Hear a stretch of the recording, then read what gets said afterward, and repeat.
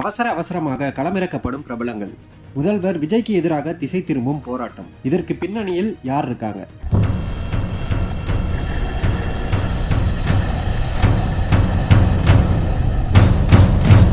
NEET முறைகேடை எதிர்த்தும் நீட்டை முறைப்படுத்த வேண்டும்னு வலியுறுத்தியும் டெல்லியில கடந்த 20 நாட்களுக்கு மேலா போராட்டம் நடைபெற்றுட்டு வருது. இதற்கு பல மாநிலங்களில் இருந்து ஆதரவு குரல் எழுந்து வரும் நிலையில தமிழ்நாட்டிலும் ஆதரவு குரல் அதிகரிச்சுட்டு வருது. ஆனா சற்று வித்தியாசமா நீட் எதிர்ப்புன்னு தொடங்கப்பட்ட போராட்டம் அப்படியே முதல்வர் விஜய்க்கு எதிராக திரும்பியுள்ளது. சென்னையில ஒரு சில இடங்கள்ல மாணவர்களால தொடங்கப்பட்ட போராட்டம் ஒரு சில அமைப்புகளால திட்டமிட்டு திசை மாற்றப்படுதுன்னு ஒரு குற்றச்சாட்டு எழுந்திருக்கு. அதற்கு காரணம் ரஞ்சித் அவர்களோட தலைமையில நீலம் அமைப்பு சார்பா நடத்தப்பட்ட ஆர்ப்பாட்டத்துல நடிகர்கள் பேசின விதம்.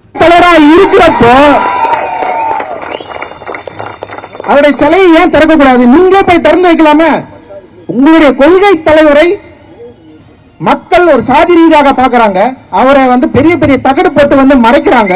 உங்களுக்கு கோவம் வரணுமா வரக்கூடாதா? உங்களுக்கு கோவம் வரல. 7 தலித் அமைச்சர்களுக்கு கோவம் வந்ததா? வரல. அப்போ நாங்க சொல்றோம், அந்த 7 தலித் அமைச்சர்கள் எங்களுடைய ரெப்ரசன்டேட்டிவ் கிடையாது. நாங்கள் அங்கே போராடுகிறோம். இன்னும் கூட நீங்க இப்பதான் புதுசா ஆட்சிக்கு வந்திருக்கிறீங்க, கிரேஸ் டைம் இருக்கு, ஓகே எடுத்துக்கோங்க, இன்னும் எவ்வளவு நாள் எடுத்துக்கோங்க.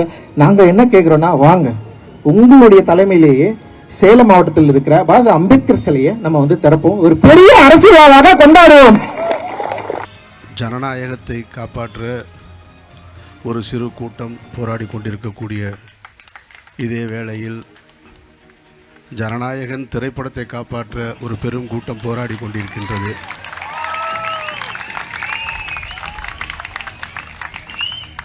அந்த கூட்டம் இதைவிட பெரிய கூட்டமாக இருக்கலாம். ஆனால் இந்த கூட்டம் அவர்களை விட அறிவார்ந்த கூட்டம் என்பதை அவர்களுக்கு நான் சொல்லிக் கொள்கிறேன். அனிதாவின் மரணத்திற்கு ஆதரவு கொடுப்பதற்காக வீட்டுக்கு சென்றவர்களும் இருப்பாங்க அதிகாரத்தில், அவங்களும் செய்ய மாட்டாங்க.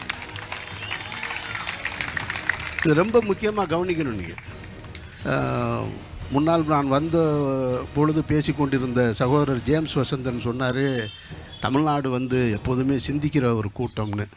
அந்த பேரெல்லாம் போயிருச்சு, எங்களுக்கு வெளியே சொல்ல முடியலப்பா. இன்னமும் சொல்லி எங்கள் மூளையை நீங்கள் அப்படியே அதை மசாஜ் பண்ணிக்கிட்டே இருக்காதீங்க. அந்த கூட்டம்லாம் இல்லை, அது வேறு பக்கம் நிற்கிது. அப்படி போய் திரும்பி போனீங்கன்னா ஒரு தேட்டர் இருக்கும், அங்கே நிற்கிது, இங்கே இல்லை. அதெல்லாம் இருந்தது. அந்த கூட்டத்தை ஒருத்தர் எடுத்துகிட்டு போயிட்டார். இதே போராட்டத்தில் கலந்து கொண்ட நடிகை சனம் ஷெட்டி இந்த போராட்டத்திலிருந்து பாதிலேயே வெளியே ஒரு பரபரப்பான குற்றச்சாட்டை முன் வச்சிருந்தாங்க. ஸ்டூடெண்ட்ஸ் பண்ற ப்ரொடெஸ்ட்ல ஸ்டூடெண்ட்ஸ் சப்போர்ட் பண்றது என் கடமையா நான் பார்த்து நான் இங்க வந்திருக்கேன். இந்த ஒரு மேடையை பொலிட்டிக்கல் எஜெண்டாக்காக யூஸ் பண்ற யாரா இருந்தாலும் அவங்க தான் ஜோக்கர்ஸ், நாங்க கிடையாது. நான் தளபதியோட தீவிரமான ஃபேன். நேத்து தான் FDFS பார்த்துட்டு வந்திருக்கேன்.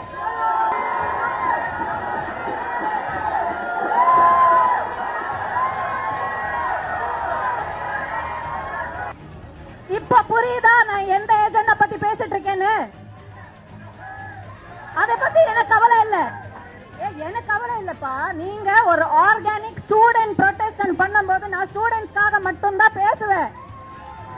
என்னோட ஆர்கானிக் வியூ தான் நான் பேசுவேன். எவனும் சொல்லி நான் இங்க வரல, நானா வந்திருக்கேன். எந்த நோக்கத்துக்காக இந்த போராட்டத்தை திசை திருப்ப முயற்சி பண்ணாங்களோ அது இப்ப எடுபடாம போயிடுச்சு. இந்த நிலைமையில அகரம் ஃபவுண்டேஷன் மற்றும் சூர்யா அவர்கள் குடும்பத்து மேல மக்களுக்கு ஒரு நல்ல அபிப்பிராயம் இருக்கு.